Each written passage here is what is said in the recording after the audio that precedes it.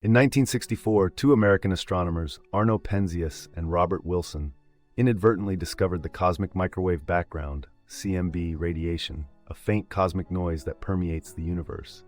Initially attributed to earthly interference, the signal baffled scientists until its correlation with the Big Bang theory emerged.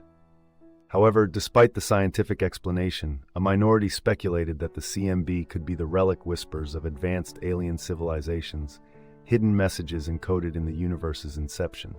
The discovery underscores a tantalizing possibility of deciphering ancient cosmic secrets or potential extraterrestrial influences.